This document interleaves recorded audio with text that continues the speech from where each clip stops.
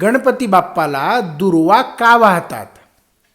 अनलासूर नावाच्या राक्षसाने त्याला मिळालेल्या मायावी शक्तीच्या जोरावर पृथ्वी आणि स्वर्गामध्ये हाहाकार माजवला.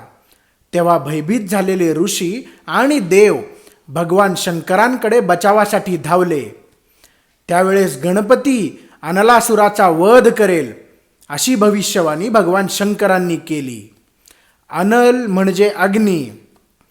अनलासुरासोबत झालेल्या युद्धामध्ये गणपतीने अनलासुराचा वध केला आणि त्याला गिळून टाकले.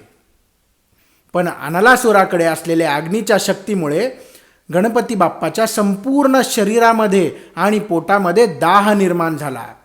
तेव्हा शरीराचा दाह कमी करण्यासाठी गणपतीने आपल्या सर्वांगाला चंदनाचा लेप लावला. तरीही त्यांच्या शरीराचा दाह कमी होईना. तेव्हा सर्व देव आणि मुनी त्यांच्या मदतीसाठी धावले. त्यावेळेस 88 सहस्त्र मुनींनी प्रत्येकी 21 दुर्वा गणपतीच्या मस्तकावर अर्पण केल्या. कश्यप ऋषींनी 21 दुर्वा गणपतीला खायला दिल्या आणि तेव्हा जाऊन गणपतीच्या शरीराचा दाह कमी झाला.